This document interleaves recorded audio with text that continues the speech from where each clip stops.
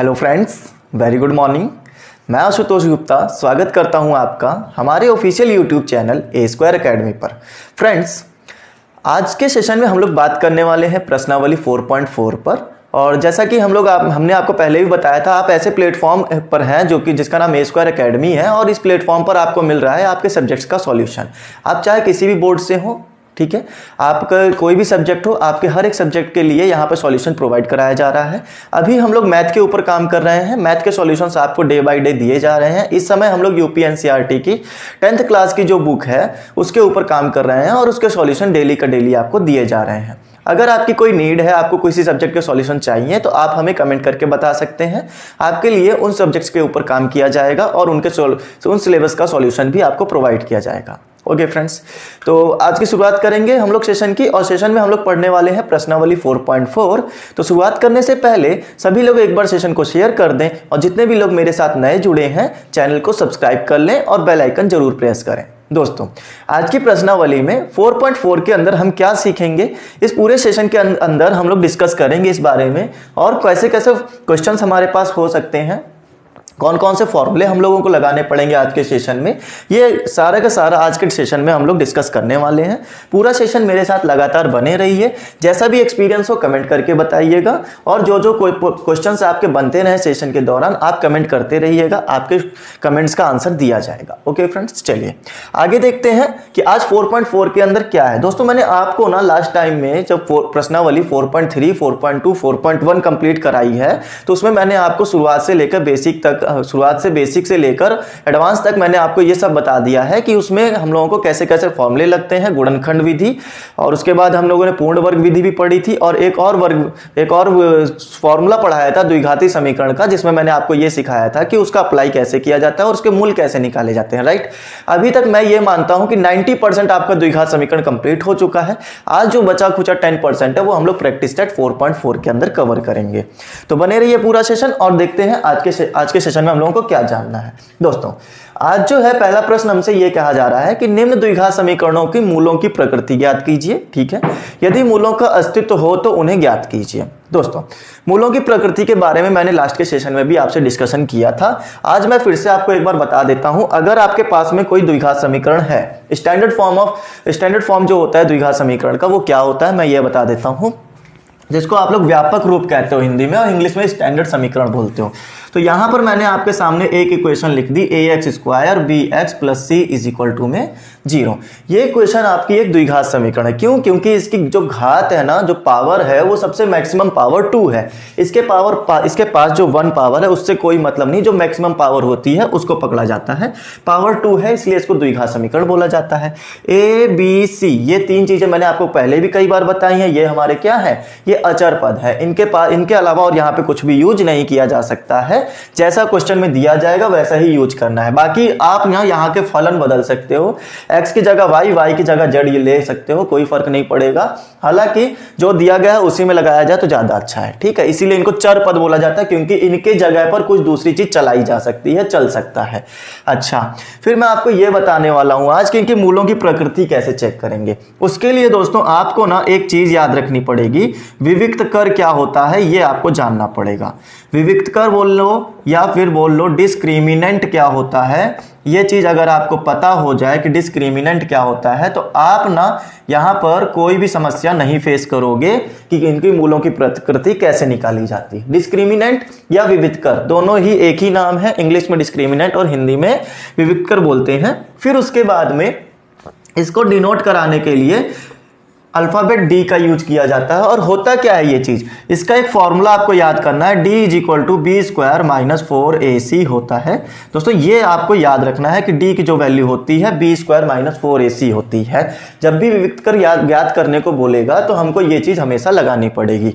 अब बात करते हैं मूलों की प्रकृति कैसी होती है, मूल कैसे निकल कर आएंगे। द्विघात समीकरण के पास 2 मूल होते हैं, जितनी घात उतने मूल निकल कर आते हैं। 3 घात की होती तो 3 मूल निकल कर आते हैं। हालांकि यहाँ 2 मूल निकल कर आएंगे। वो 2 मूल निगेटिव होंगे, पॉजिटिव होंगे, समान होंगे, असमान होंगे, काल्पनिक होंगे, वास्तविक होंगे। ये सब बातें हम लोगों को ये विविक्त कर बता देता है। बिना मूल देखे हुए हम ये बता सकते हैं कि मूल बराबर है कि नहीं है, भिन्न है कि नहीं है, काल्पनिक या वास्तविक है, कैसे है, ये सब बातें हमारा ये बताता है। राइट, कैसे, जरा हम लोग बात करेंगे पहले वाले की। अगर मैं आपसे ये करूं कि डी की वैल्यू अगर 0 से बड़ी आ रही है, डी की वैल्यू 0 से बड़ी आ रही है, मतलब 1 2 3 4 समथिंग कुछ भी आ रहा है, ठीक है, पॉजिटिव वैल्यू आ रही है, तो आप उस समय ये बोलोगे कि जो मूल होंगे वो भिन्न होंगे। भिन्न मतलब अलग अलग होंगे। मूल कैसे होंगे? भिन्न होंगे और वास्तविक होंगे। वास्तविक क्यों होंगे? क्योंकि यहां पर पॉजिटिव वैल्यू आएगी, जो कि हमारी क्या कहती है, हमारी पॉजिटिव वैल्यू कहती है कि भाई आप 0 से बड़े हो। ठीक है, 0 से बड़े हो इसलिए वो पॉजिटिव बनेगी। 0 से छोटे हो जाते तो माइनस में जाता, जिसकी वजह से ऋणात्मक वैल्यू आती और वो काल्पनिक बन जाती हमारे। ठीक है, हालांकि यहां पर आपको ये याद रखना है कि मूल भिन्न होंगे और वास्तविक होंगे। वास्तविक का मतलब पॉजिटिव होंगे। ओके, भिन्न होंगे, पॉजिटिव होंगे, दूसरी बात। फिर उसके बाद में आपके पास एक और चीज आएगी, डी अगर बड़ा ना होकर 0 के बराबर हो गया तो क्या होगा? तो यहां पर मूल आपके बराबर होंगे, समान होंगे। समान मतलब अगर एक मूल मान लेते हैं 6 आया है तो दूसरा वाला मूल भी 6 ही रहेगा, बराबर मूल आएंगे और ये मूल हमारे वास्तविक रहेंगे। ये बातें आपको जाननी है। ठीक है, ये मूल हमारे कैसे रहेंगे? वास्तविक रहेंगे। फिर उसके बाद में दोस्तों, वास्तविक जरूरी नहीं है, 1 मिनट देना मुझे। वास्तविक के साथ साथ काल्पनिक भी मेरे ख्याल से हो सकते हैं ये लोग। ठीक है दोस्तों, तो बस 1 मिनट देना, मैं बताता हूं। हाँ, 2 वास्तविक ही होंगे, काल्पनिक नहीं निकल कर आएंगे, समान होंगे और वास्तविक होंगे। ठीक, उसके बाद में अगर आपका मान लो विविक्त कर अगर 0 के बराबर ना आकर 0 से छोटा आ जाए तो उस समय ये मूल काल्पनिक हो जाते हैं। फिर चाहे बराबर हो या ना हो, हमें इससे मतलब ही नहीं है, काल्पनिक हो जाते हैं। इतना बात आपको ध्यान में रखना है। क्या ये बात समझ में आ गई? अगर बराबर है तो मूल भी बराबर आएंगे, एक जैसे आएंगे। अगर वो बड़ा या छोटा है तो मूल तो भिन्न होने ही वाले हैं, लेकिन भिन्न अगर बड़ा है तो वास्तविक होगा, छोटा है तो काल्पनिक होगा। काल्पनिक का मतलब है ऐसे नंबर जो इमेजिन किए जा सके, ठीक है, जो हमारी कल्पना में हो। जैसे मैंने आपसे कहा कि भाई आपके पास में ना 10 मैंगो है। कितने मैंगो हैं? 10। मैंने कहा मुझे 11 मैंगो दे दो। अब आप ये सोचोगे कि मेरे पास 10 मैंगो हैं, 11 मांगा जा रहा है, तो 10 तो चलो दे दिया। ये जो 10 आपने दिया ना, ये वास्तविक में दिया आपने। वास्तव में आपके पास 10 मैंगो थे और 10 मैंगो आपने दे दिए। लेकिन ये जो 1 मैंगो आपका जा रहा है, 11 मैंगो मांगे थे ना, तो 1 मैंगो भी आपने दिया जो कि था नहीं आपके पास, तो सिर्फ आपने कल्पना में दिया। आपने कहा ये जो 1 नंबर जा रहा है ना, ये -1 गिना जाएगा क्योंकि ये मेरी कल्पना में है, इसे ही काल्पनिक नंबर बोला जाएगा। समझ रहे हो? जो चीज हमारे पास रियल में नहीं है, वास्तव में नहीं है, फिर भी हम कल्पना कर रहे हैं कि हाँ चलिए मैंने आपको 1 मैंगो दे दिया। लेने वाले ने भी समझा कि हाँ चलो अच्छा मैंने 1 मैंगो ले लिया। तो ये जो 1 मैंगो आपका कल्पना में जा रहा है ना, कि काल्पनिक है ये, यही 1 नंबर जो है काल्पनिक बनेगा और इसी को हम लोग ऋणात्मक साइन के साथ शो करेंगे। जो भी ऋणात्मक वैल्यू आएगी वो हमारी क्या होगी? काल्पनिक नंबर होगा। क्या ये बात समझ में आती है? तो ये मेरे पास में 3 चीजें होती हैं जो कि मूलों की प्रकृति बता देते हैं। मूल भिन्न होंगे, मूल वास्तविक भी होंगे, बराबर हुआ तो समान और वास्तविक होंगे, और छोटा हुआ तो काल्पनिक होंगे। ये बात मैंने आपको इतनी देर में बता दी है। तीनों ही चीजें आपको याद रहनी चाहिए। ये बहुत ही काम की चीज है, जिससे से आपके सारे के सारे क्वेश्चंस का सॉल्यूशंस आएगा। ओके फ्रेंड्स, चलिए आगे देखते हैं। क्वेश्चन नंबर 1 स्टार्ट करेंगे। जितनी थ्योरी थी मैंने बता दी है, याद कर लेना, नोट कर लेना, सब समझ लेना। फिर ये बताना कि कमेंट करके कि सर आया भी नहीं आया। अब इसका अप्लाई कैसे करा जाता है वो बताया जाए। ठीक है, इसके अप्लाई के लिए दोस्तों आपको क्वेश्चन नंबर 1 सिखाएंगे और क्वेश्चन नंबर 1 में क्या क्या चीजें हैं वो जानिए। अच्छा, यहाँ जो डी था ना वो विविक्तकर था, और डी की वैल्यू जो होती है मैंने आपको अभी अभी बताई है, वो होती है b² - 4ac। राइट, देखिए फर्स्ट क्वेश्चन का फर्स्ट पार्ट हम लोग लेके चलेंगे और समझेंगे क्या दिया जा रहा है।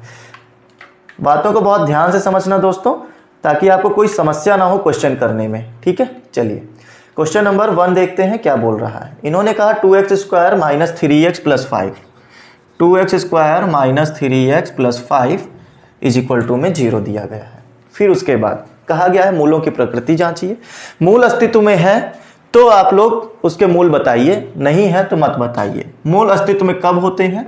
जब वो वास्तविक हो, और वास्तविक दो ही कंडीशन में होते थे, या तो वो 0 के बराबर हो जाए और या तो वो 0 से बड़े हो जाए। ग्रेटर देन और इक्वल टू हमारा क्या हो जाए? 0 हो जाए, तब हम कहेंगे कि मूल वास्तविक है या अस्तित्व में है। हम लोग ये बोलेंगे कि अब जो मूल है बेटा वो अस्तित्व में है, राइट, अस्तित्व में है। अगर नहीं होता, 0 से छोटा होता तो अस्तित्व में नहीं होता और फिर मूल भी नहीं ज्ञात किए जाते वो, ठीक है। अभी सबसे पहला काम ये है कि मूल की प्रकृति बतानी है और अस्तित्व में है कि नहीं है ये जांचना है और उसके बाद में मूल बताने हैं, ठीक है। 3 काम करने हैं। तो पहले प्रकृति जांचेंगे। हम लोग कहेंगे चूंकि इसकी कल्पना की जाएगी समीकरण की तुलना ax square plus B X plus C is equal to 0 से करने पर फ्रेंड्स बताइए, a की जगह पर 2 मिलेगा कि नहीं मिलेगा? x स्क्वायर के साथ a है, यहाँ x स्क्वायर के साथ 2 है। b के साथ में -3 मिलेगा कि नहीं? माइनस जरूर लेना, यहाँ प्लस है क्योंकि। c के साथ में +5 मिल जाएगा कि नहीं मिलेगा? बताओ। तुलना करने में कोई समस्या नहीं आनी चाहिए। जहां x स्क्वायर है उसके साथ a लिखा था, यहां भी a 2 लिखा था, वही मेरा a का वैल्यू हो गया। b यहां लिखा था, 3 यहां लिखा था, b का वैल्यू 3, c यहां पर हो गया, ठीक है। फिर उसके बाद मैं ये जानता हूं कि मुझे मूलों की प्रकृति बतानी है, तो मैं ये कहूंगा चूंकि d इज इक्वल टू होता है b स्क्वायर माइनस 4ac और d की वैल्यू कितनी निकाली जाए? b की वैल्यू आ जाएगी -3 स्क्वायर, 4, a की वैल्यू आ गई 2 और c की वैल्यू आ गई 5। तो ये हो गया 3 3 जा 9 -4 2 जा 8 8 5 जा 40। बताओ ये एक बात कोई समस्या? 4ac b square minus 4ac, तो ये मेरे पास में आ जाएगा माइनस का 31। उम्मीद करता हूं इस समस्या में, इस चीज में कोई भी प्रॉब्लम नहीं आई होगी। तो ये जो चीज आई है ना मेरे पास में, देखो कोई गलती तो नहीं हुई है, क्योंकि पहला ही क्वेश्चन मेरा ये बता रहा है कि मूल अस्तित्व में नहीं है, क्योंकि ये 0 से छोटा हो गया, काल्पनिक नंबर हो गया, तो मूल मेरे अस्तित्व में नहीं है दोस्तों। इसकी वजह से हम लोग यहां पर मूल नहीं निकाल पाएंगे। अब मुझे 1 सेकंड का समय देना।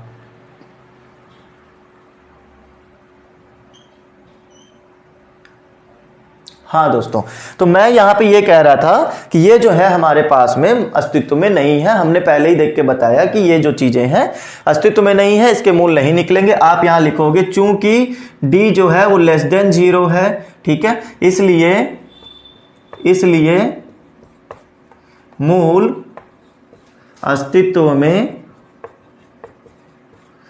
नहीं है।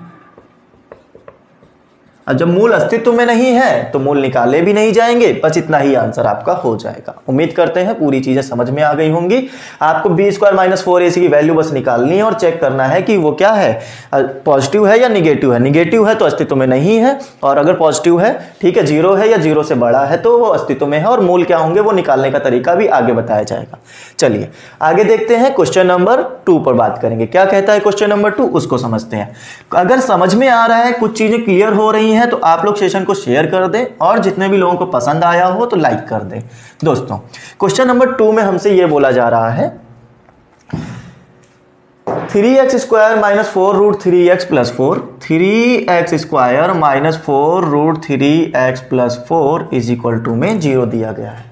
क्या कर सकते हैं हम लोग यहाँ पर? आप जरा इस चीज को बहुत ध्यान से समझिए। अब मैं बार बार तुलना लिखना है ये सब नहीं लिखूंगा, आप वो लिखते रहिएगा। हर एक क्वेश्चन को वैसे ही करना है जैसे पहले वाले क्वेश्चन में किया गया था। अब मैं सीधा आपको ये बताऊंगा कि a की वैल्यू आपको 3 मिलेगी, b की वैल्यू यहां पर मिलेगी माइनस का 4 रूट 3 मिलेगी, और c की वैल्यू आपको मिलेगी 4। राइट फ्रेंड्स, ये हमारे पास में कुछ वैल्यूज मिल गई हैं। अब आपको सबसे पहले ये चेक करना है कि d हमारा कैसा आ रहा है। बी स्क्वायर माइनस 4ac, ये मेरे पास में कितना आ जाएगा? b की वैल्यू आ जाएगी माइनस का 4 रूट 3 का स्क्वायर माइनस 4, a की वैल्यू इतनी और c की वैल्यू इतनी।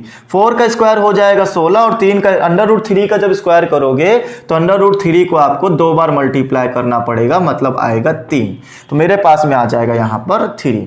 4 3 12, 12 4 48, सो ये कितना हो गया, 16 तियां 48 माइनस का 48, तो ये देखो ये आ गया 0। और मैंने आपको बताया था कि अगर d की वैल्यू 0 आ जाए या 0 से बड़ी आ जाए तो मूल अस्तित्व में है, यही बात समझाई थी।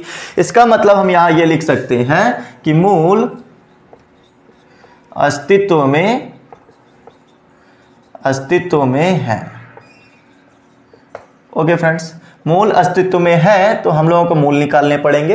वो मूल क्या होंगे? अच्छा, यहां पर एक और चीज ये भी तो बतानी है कि मूल कैसे, उनकी प्रकृति कैसी है। ठीक है, मूल की प्रकृति कैसी है? तो देखो मूल जो आया, डी जो आया वो 0 के बराबर आया है, सेकंड वाली कंडीशन मैच कर गई। तो प्रकृति भाई यहां पर क्या आएगी, मूल अस्तित्व में है, मूल समान होंगे, ये इनकी प्रकृति है, समान होंगे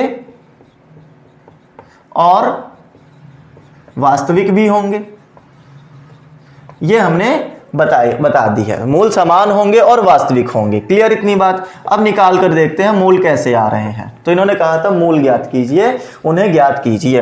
कौन से तरीके से लगाया जाए? गुणनखंड विधि से, या फिर आप चाहते हो द्विघाती समीकरण से लगाया जाए। ठीक है, ये मैंने कई सारी विधियां आपको बता रखी हैं पहले भी। पूर्ण वर्ग विधि छू मत लेना, क्योंकि बहुत से बच्चों को उसमें दिक्कत आ जाती है। चलिए फिर हम लोग यहाँ पे बात करते हैं। मैं यहाँ पे ना द्विघाती समीकरण का वो लूंगा, हेल्प लूंगा, ताकि आपको समझ में आए कि द्विघाती समीकरण को कैसे यूज किया जाता है। फिर गुणनखंड विधि भी बताई जाएगी किसी ना किसी क्वेश्चन में, देखते जाइए। द्विघाती सूत्र क्या होता था? X is equal to minus B plus minus square root B square minus 4ac divide by 2a। इतना बड़ा फॉर्मूला होता है किसका? द्विघाती समीकरण का, द्विघाती सूत्र का, जहां पर ये बी स्क्वायर माइनस 4ac जो है वो डी की ही वैल्यू होती है। आप जरा देख सकते हैं। आप जरा यहां मुझे ये बताइए बी की वैल्यू कितनी आई थी? ये तो फॉर्मूले से हो गया, ये हो गया हमारा 4√3 बी की वैल्यू। ये आ गया plus minus square root B square minus 4ac आ रहा है। बी का मतलब माइनस का 4√3 का स्क्वायर माइनस 4, और a की वैल्यू कितनी आ जाएगी दोस्तों? a की वैल्यू आ जाएगी 3 और यहां पर आ जाएगा 4। मैं यहां पर डायरेक्ट 0 भी रखवा सकता था, क्योंकि ये बी स्क्वायर माइनस 4ac जो है वही तो हमने यहां सॉल्व किया था और आया था आंसर कितना? 0। अभी इसको हम लोग डायरेक्ट 0 करेंगे। 2 इंटू a की वैल्यू कितनी आ जाएगी? a की वैल्यू है 3 हमारे पास में। बताइए इस बात में कोई समस्या किसी बच्चे को? नहीं ना। फिर आगे हम लोग ये देखेंगे कि यहां पर, अब इसको हटा दें, आप बताइएगा। अब ये बताइएगा कि मुझे यहां पर x की वैल्यू, ये तो माइनस माइनस प्लस हो गई, 4√3 आ गया। फिर ये प्लस माइनस प्लस माइनस तो हमारा एज इट इज नोट हो जाएगा, स्क्वायर रूट में आ जाएगा 0। आपको अभी मैंने यहां सॉल्व करके दिखाया था, बिल्कुल वैसे ही किया है। आप चाहे तो स्टेप बढ़ा सकते हैं, नहीं तो आप डायरेक्ट 0 रख सकते हैं, राइट। फिर उसके बाद में डिवाइड बाय 6, 2 3 6 हो गया। प्लस माइनस के साथ में स्क्वायर रूट 0 देगा तो 0 तो चला गया काम से, मेरे पास में आ जाएगा √3/6। ओके, 2 2 4, 2 3 6, कितना आ गया? 2√3/3 आ गया। दोस्तों जब इस तरह की कंडीशन में आंसर आता था तो हम ये कहते थे कि भाई प्लस माइनस वाला 0 तो लेके चला गया, एक ही रूट आ रहा है, लेकिन जो दूसरा रूट है वो कहां चला गया सर?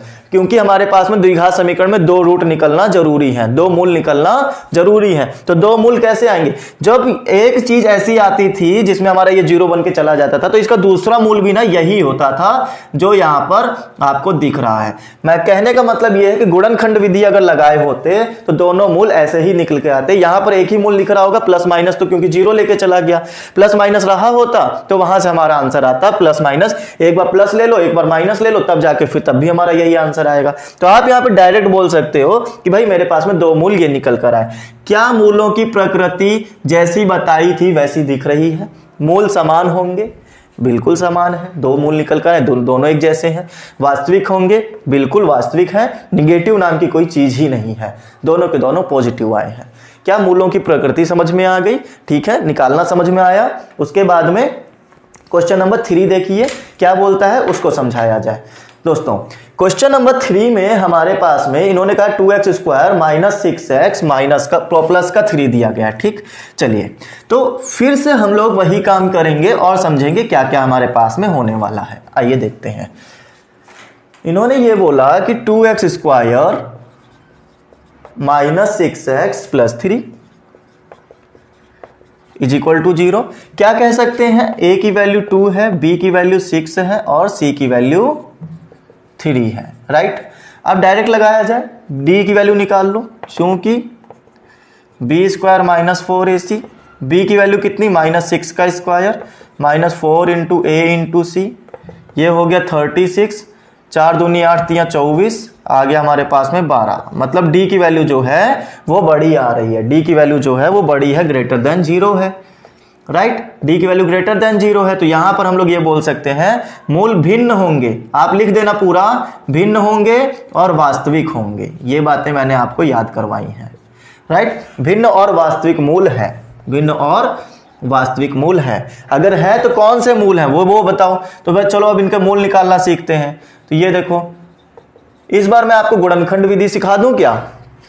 गुणनखंड विधि से आएगा इसका आंसर, 3 2 6 हो जाएगा और 6 प्लस करने से 6 आना चाहिए। ऐसा कोई गुणनखंड बनेगा नहीं। तो जब गुणनखंड बनेगा नहीं तो हम लोग क्या करेंगे, यहां पर द्विघाती समीकरण ही ले लेते हैं, वही हमारे लिए अच्छा होगा। द्विघाती समीकरण, ये गुणनखंड क्यों नहीं बने, बहुत से बच्चों को समझ में आ गया होगा जिन्होंने मेरे पुराने सेशंस कवर किए होंगे, और जिन्होंने नहीं किए हैं उनको नहीं समझ में आया होगा, मैं अभी से बता रहा हूं।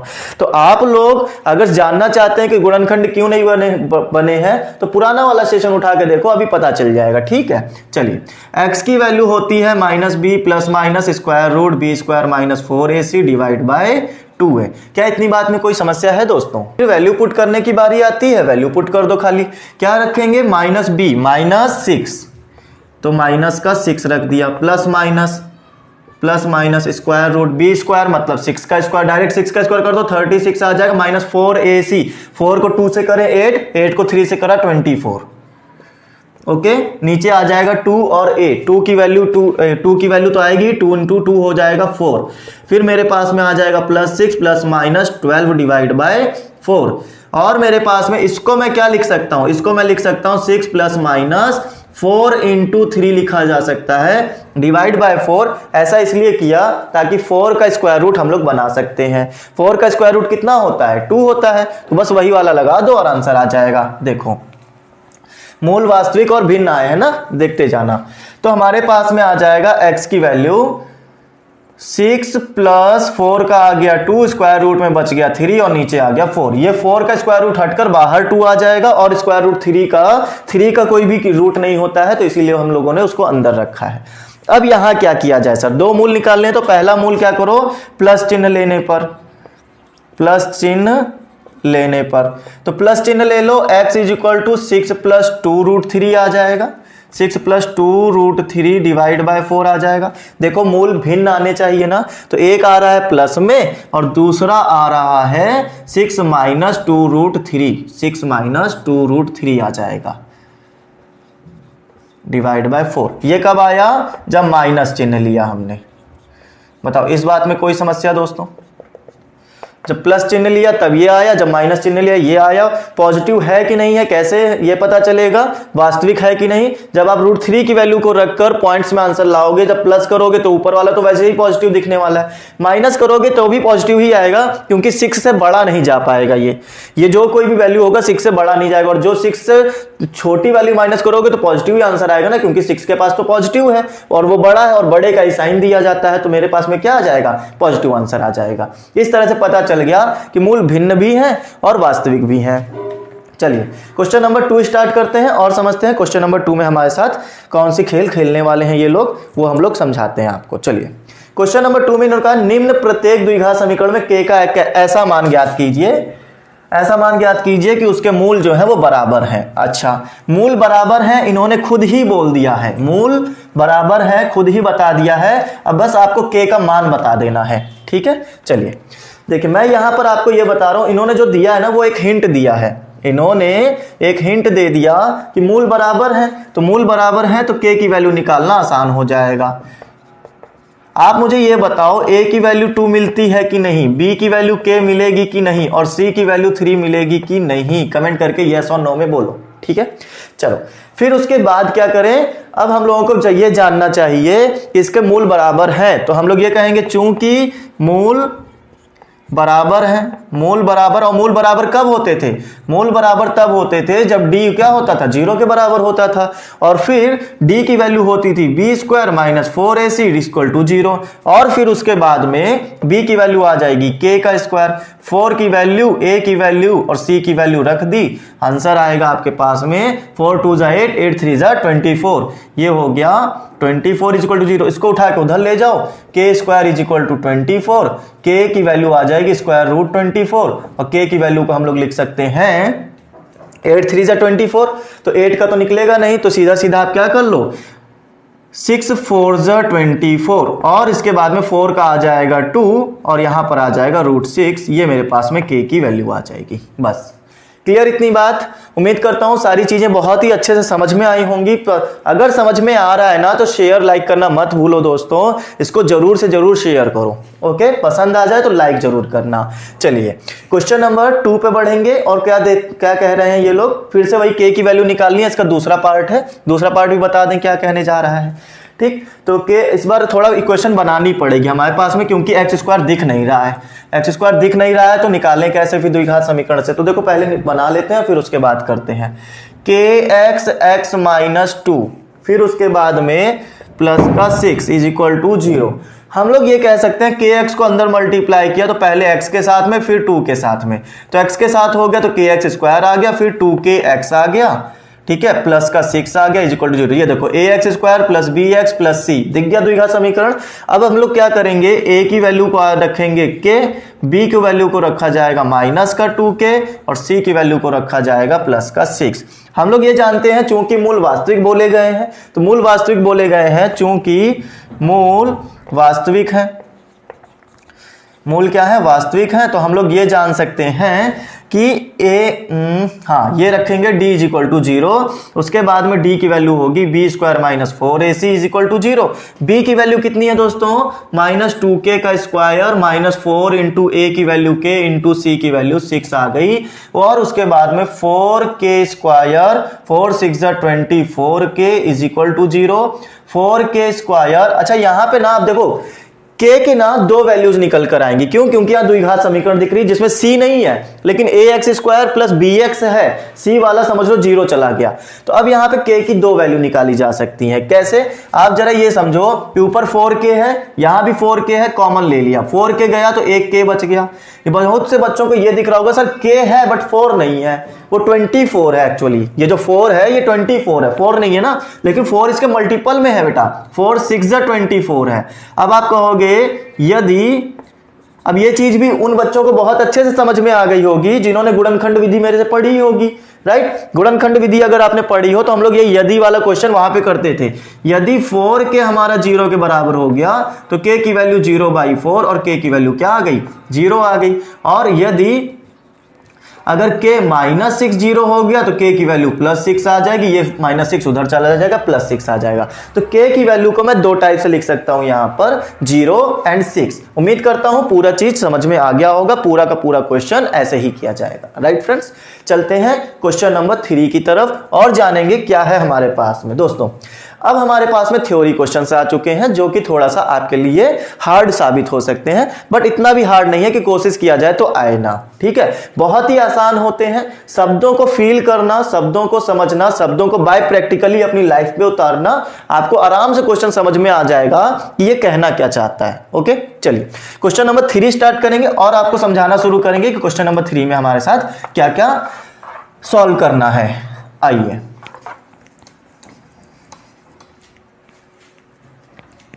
देखिए क्वेश्चन नंबर 3 क्या बोल रहा है, जरा उसको रीड किया जाए फिर समझाया जाए।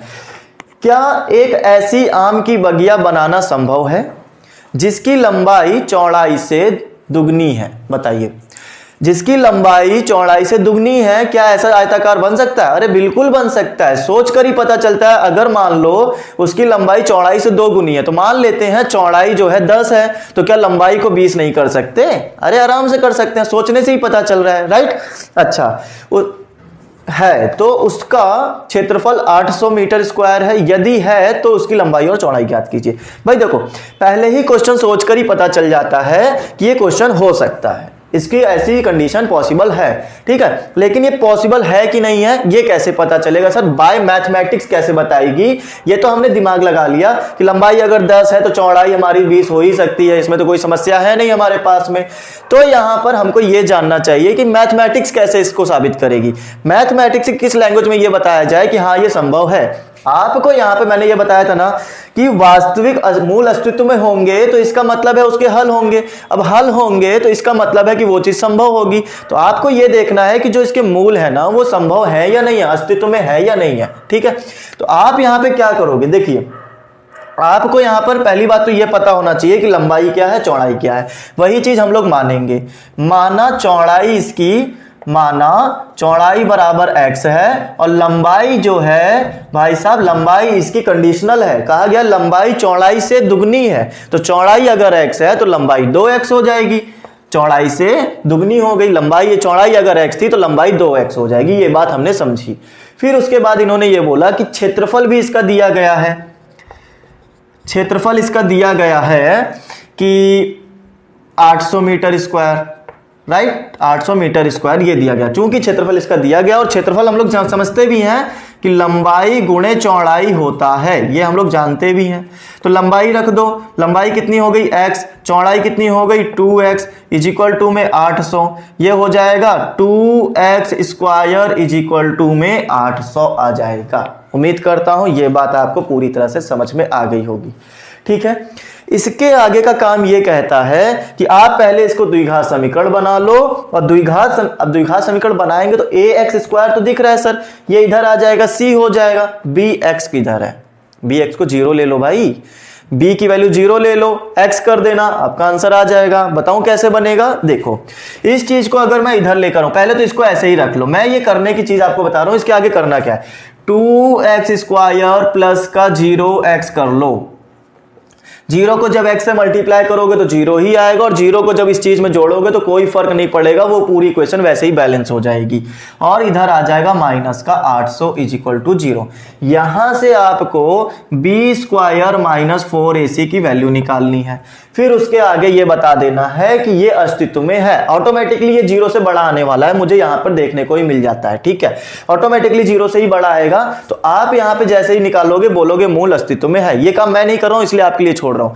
मूल अस्तित्व में है, अतः यह आयताकार संभव है, यह आयताकार बगिया संभव है। अब संभव है तो मूल निकालो। मूल निकालने की प्रक्रिया मैं यहां से समझाता हूं, समझिएगा। 2 बटे में गया तो x स्क्वायर बराबर 800 बटा 2 आ जाएगा, ये हो जाएगा 400। आप कहेंगे x स्क्वायर बराबर 400, स्क्वायर जब उधर जाता है तो स्क्वायर रूट बनाता है। और आप ये भी कह सकते हैं स्क्वायर रूट बराबर 400 प्लस माइनस के साथ जाएगा। दोस्तों स्क्वायर जब भी उधर जाता है तो प्लस माइनस के साथ जाता है, खास तौर पे तब जब द्विघात मान के किया जा रहा हो। और ये हमारी द्विघाती समीकरण ही चल रही है, इसलिए प्लस माइनस उधर लगेगा ही लगेगा। तो प्लस माइनस आ गया 20। अब प्लस का 20 या माइनस का 20, तो आप ना ये जरा सोच के बताओ, क्या कोई भी लेंथ, कोई भी अगर डंडी है, कोई भी बगिया की अगर कोई भी पगडंडी है मान लेते हैं, तो क्या वो निगेटिव हो सकती है? अरे भाई स्केल से नापने जाओगे कम से कम 1 सेंटीमीटर तो आएगा, क्या 0 सेंटीमीटर आ जाएगा? ये बताओ पहले। कोई लेंथ अगर नापने जा रहे हो, कोई आयताकार अगर मैंने बना दिया तो इसकी जो लेंथ होगी क्या निगेटिव हो सकती है? लेंथ कभी निगेटिव नहीं हो सकती, इसलिए इसका आंसर अतः x बराबर 20 ही लेना पड़ेगा, पॉजिटिव ही लेना पड़ेगा, निगेटिव नहीं ले सकते। तो एक आंसर निकल कर आया x बराबर 20। जब x हमारा, चौड़ाई हमारी 20 है तो लंबाई अपने आप कितनी हो जाएगी? 40 हो जाएगी। अब आप यहां पे लिख देना लंबाई बराबर 40, चौड़ाई बराबर 20। उम्मीद करता हूं पूरी चीज समझ में आ गई होगी। ये चीजें हमारी यहां पर क्लियर हो चुकी हैं। क्या कोई समस्या? कमेंट करके बताइए, समस्या है तो। नहीं है तो भी बताइए कि हाँ सर बढ़िया लगा जानकर, कैसा क्वेश्चन किया जाएगा ये जानकर अच्छा लगा। ओके फ्रेंड्स, चलिए आगे देखेंगे क्वेश्चन नंबर 4 क्या कहता है, जरा उसके बारे में सीखा जाए और समझा जाए। दोस्तों क्वेश्चन नंबर 4 में भी आपको कुछ थ्योरी क्वेश्चन दिया गया है, पढ़ के बताओ क्या हो पाएगा। यस और नो में जवाब दो कि पढ़ के बताओ हो पाएगा या नहीं हो पाएगा। देखिए मैं बताता हूं क्या बोलते हैं। इन्होंने हमसे ये कहा क्या निम्नलिखित स्थिति संभव है। कौन सी निम्नलिखित? पढ़ते हैं जरा। यदि है तो उनकी वर्तमान आयु ज्ञात करनी है। अच्छा, आयु पे रिलेटेड कोई क्वेश्चन है, अगर स्थिति संभव है तो आयु बताओ क्या होगी। दो मित्रों की आयु का योग 20 वर्ष है, 4 वर्ष पहले उनकी आयु का गुणनफल 48 रहा है। ठीक है, तो भाई दो मित्रों की आयु का योग 48 है। मान लो एक मित्र ये है, दूसरा मित्र ये है, इनको जोड़ दिया जाए तो इनकी उम्र आ जाती है 48 साल। तो हमें तो नहीं पता कौन कितने साल का है, हम लोग एक मित्र को मान लें। माना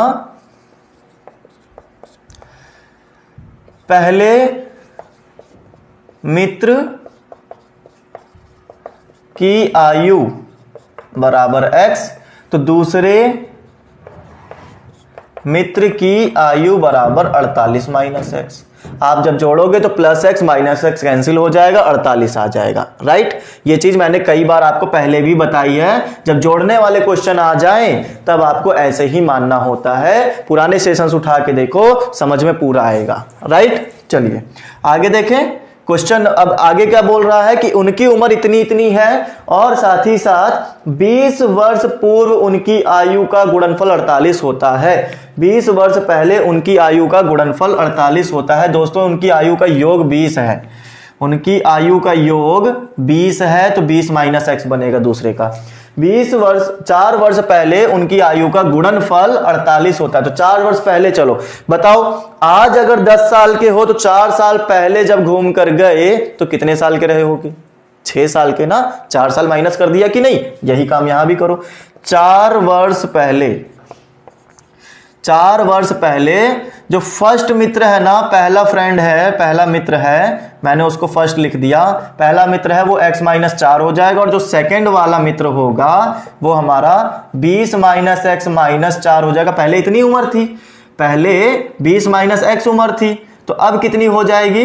20 माइनस एक्स माइनस 4 कर दिया तो हो जाएगी 16 माइनस एक्स। और अकॉर्डिंग टू क्वेश्चन अगर बात की जाए दोस्तों, तो इनके बीच में ना जब गुणनफल किया गया 4 वर्ष पहले, तो 16 माइनस एक्स और x माइनस 4 का जब गुणनफल किया गया तो वो 48 आया। ऐसा हुआ, 48 आ गया। अब 48 आ गया तो द्विघात समीकरण बनाने की कोशिश करो। x को 16 से किया 16x, x को x से करोगे माइनस का x स्क्वायर, माइनस का 16 चौको 64, माइनस माइनस प्लस का 4x बराबर 48। फिर उसके बाद में सबको उठा के उधर ले चलो। x स्क्वायर बराबर में x स्क्वायर, और ये 4x और ये 16x हो गया माइनस का 20x। ठीक है, प्लस का हो जाएगा ना, तो उधर गया तो माइनस का, फिर ये माइनस का 64 तो प्लस का 64, और ये हो गया प्लस का 48 बराबर 0। बताइए क्या इक्वेशन ऐसी है जो ना समझ में आए? बताओ मुझे जरा, क्या इसमें ऐसा है जो आपको नहीं समझ में आ रहा है? इसमें मेरे ख्याल से ऐसा कुछ भी नहीं है जो ना समझ में आए। कोई बड़ी साइंस नहीं है, बस इक्वेशंस को आगे पीछे किया गया है। आगे देखिए, 20x स्क्वायर, 20x और ये हो गया 64 और 48 मिलकर कितना आ जाएगा?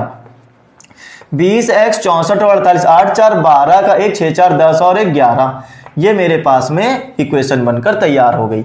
ये संभव है कि नहीं है, ये तो भाई मेरा विविक्त कर बताएगा कि मूल इसके वास्तविक होंगे तो संभव होगा, नहीं होंगे तो नहीं होगा। ऐसी कंडीशन संभव नहीं होगी, क्योंकि भाई 4 वर्ष पहले गुणनफल 48 आएगा कि नहीं आएगा हमें कैसे पता? उम्र तो पता नहीं थी। तो इसके पहले मूल की प्रकृति ज्ञात करो, देन उसके बाद बताओ कि ये संभव है कि नहीं है। देखिएगा यहां पर मुझे कुछ कंफ्यूजन भी लग रहा है, क्योंकि 112 आएगा वो हमारा 20 के स्क्वायर से कम हो पाएगा कि नहीं? कैसे अंदाजा कैसे लग जाता है भाई? जब d निकाला जाता है ना तो वहां b स्क्वायर माइनस 4ac आता है। b का तो हमारा पहले ही इतना बड़ा नंबर मिल गया, 20 का स्क्वायर। 4, a की वैल्यू 1 और c की वैल्यू इतनी आ गई, मतलब ये तो हो गया 400। ठीक है, और 4 दूनी 8, 4 इकन्नम 4, 4 इकन्नम 4, मतलब कि माइनस का 48। और मेरे पास में बताओ जरा, ये d की वैल्यू क्या हुई? 0 से छोटी हुई। इसका मतलब ये कंडीशन संभव ही नहीं है, ये कंडीशन संभव ही नहीं है, क्योंकि मूल अस्तित्व में है ही नहीं।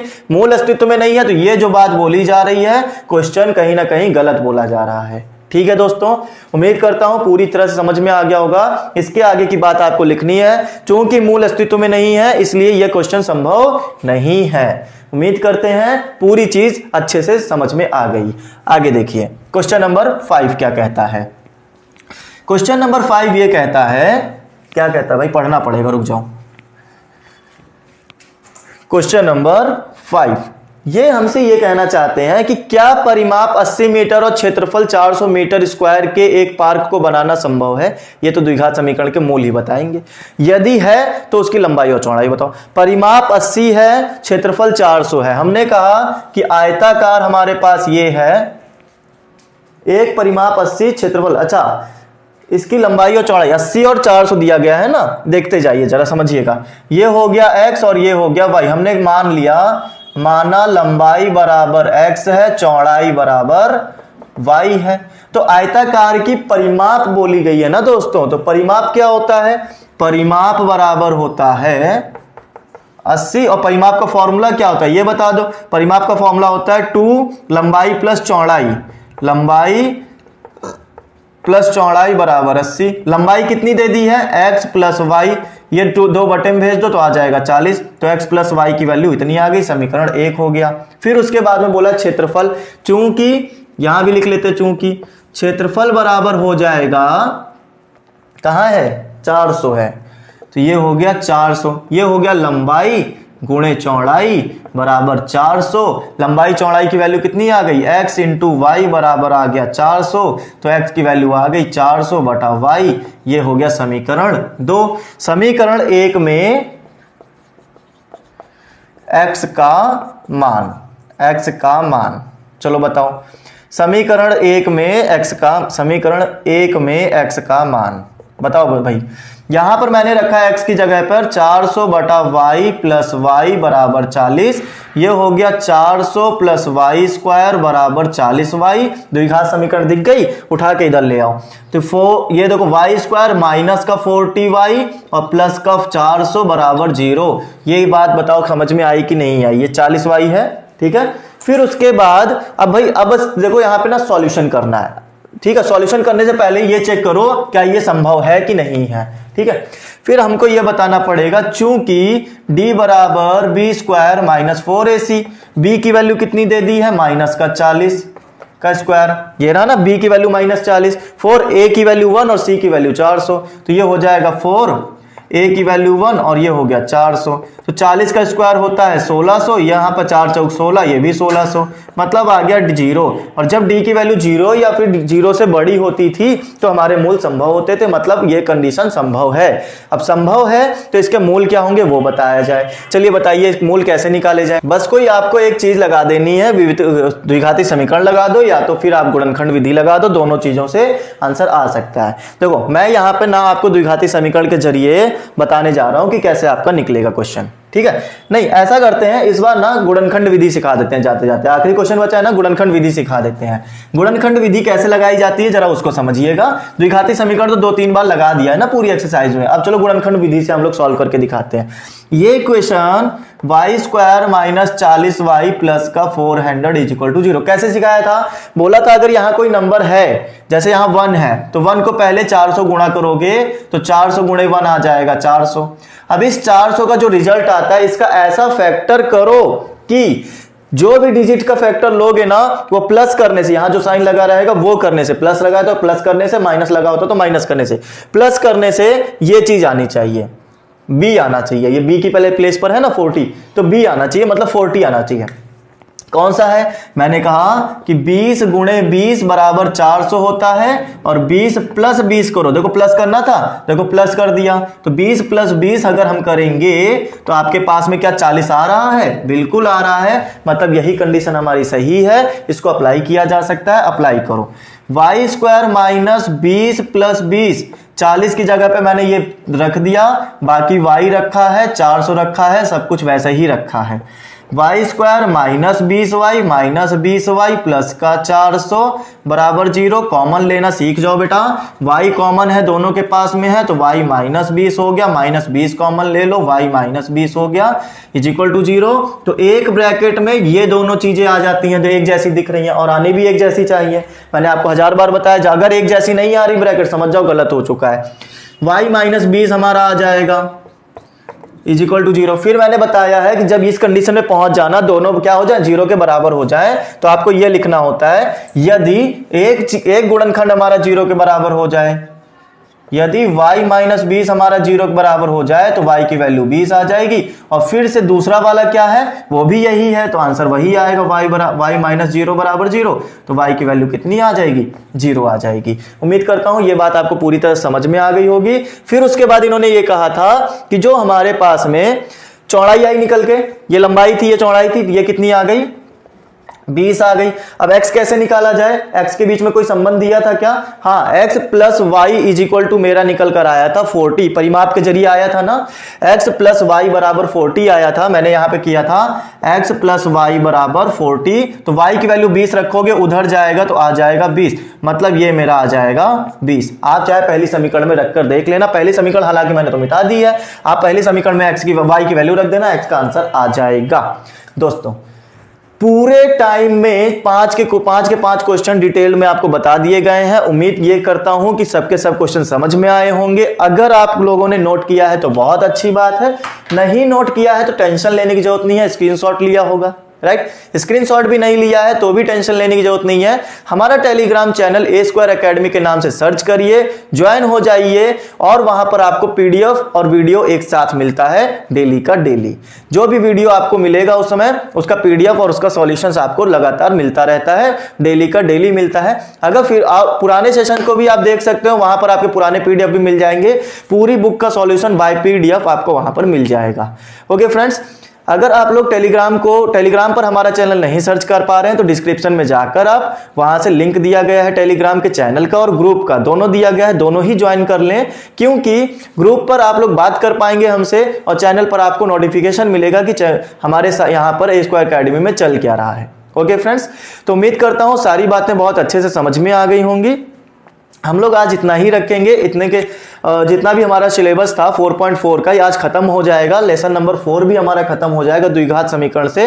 बाय बाय टाटा आज ही हो जाएगा, क्योंकि इसके आगे कोई भी प्रश्नावली नहीं है। अब अगली बार जब मिलेंगे तो हम लोग एक नए सेशन के साथ में, नए चैप्टर के साथ में मिलेंगे। और क्या कहते हैं कि अगर आपको इसमें से कोई भी समस्या आती है, ठीक है, 4.1, 2, 3, 4 तक कोई भी समस्या आती है तो आप हमको उसके लिए कमेंट कर सकते हैं, टेलीग्राम पर हमसे पूछ सकते हैं, किसी भी टाइप का आप क्वेश्चन पूछिए, आपकी हेल्प की जाएगी, आपके सॉल्यूशंस प्रोवाइड किए जाएंगे। ओके फ्रेंड्स, अगर आपको पसंद आया हो, पूरा सेशन हमारे साथ बने रहने के लिए धन्यवाद। पसंद आया हो, समझ में आया हो तो लाइक करिएगा, शेयर करिएगा। जितने भी स्टूडेंट्स मेरे साथ नए जुड़े थे चैनल को सब्सक्राइब कर लें, और ज्यादा से ज्यादा करके ना आप उसको बेल आइकन जरूर प्रेस करें, ऑल नोटिफिकेशन पर सेट करें, ताकि आपको आने वाला सिलेबस का नोटिफिकेशन तुरंत मिल सके जिस दिन भी इसका वीडियो डाला जाए। ओके फ्रेंड्स, तो उम्मीद करता हूं सारी की सारी चीजें मेरी आपको समझ में आ गई होंगी। तो आज के लिए इतना ही रखा जाए। सभी लोग अपने घरों में स्वस्थ रहिए, मस्त रहिए और तंदुरुस्त रहिए। Bye all of you, take care, stay home and stay safe.